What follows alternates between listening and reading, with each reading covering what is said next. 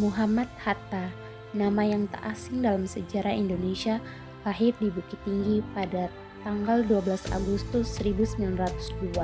Bung Hatta bukan sekedar wakil presiden pertama Republik Indonesia, ia adalah proklamator kemerdekaan, pemikir besar dan teladan sejati dalam integritas dan kesederhanaan. Mendengar kisah perjuangan untuk Indonesia, Bung Hatta menjadi tokoh inspiratif yang dapat dijadikan teladan dalam mengaktualisasikan nilai-nilai berakhlak. Banyak kisah inspiratif mengenai Bung Hatta, salah satunya mengenai sepatu Beli. Keinginan membeli sepatu Beli, harganya yang mahal membuat beliau harus menabung untuk membeli sepatu tersebut. Namun, hingga akhir hayatnya tabungan beliau tidak pernah cukup untuk membelinya, karena beliau lebih mendahulukan memberi bantuan ke orang lain yang membutuhkan modal usaha dibandingkan membeli sepatu impiannya. Dalam melaksanakan tugas sebagai orang yang jujur, disiplin, dan berintegritas tinggi. Saat menjalani masa tahanan di Pulau Bangka, Bung Hatta tetap menerapkan kedisiplinan dalam berpakaian. Beliau juga tersohor dengan julukan manusia jam, karena beliau sangat menghargai waktu dan tidak menyukai keterlambatan. Bagi seorang Hatta, buku dan pendidikan adalah hal yang penting. Beliau menghabiskan waktu untuk menulis dan membaca buku.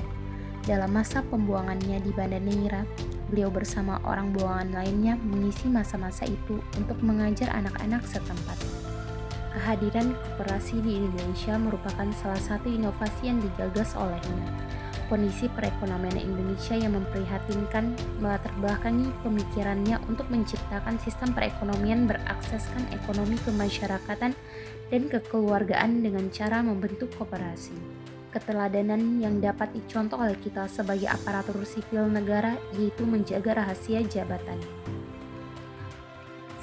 Pada saat peristiwa Gunting Safrudin atau kebijakan pemotongan nilai uang, sebagai wakil presiden, beliau bisa saja membocorkan kebijakan itu kepada keluarganya. Namun, beliau tidak melakukannya demi kepentingan bangsa. Menghargai orang lain adalah satu nilai yang patut diteladani dari Bung Hatta. Beliau tidak pernah meremehkan orang lain.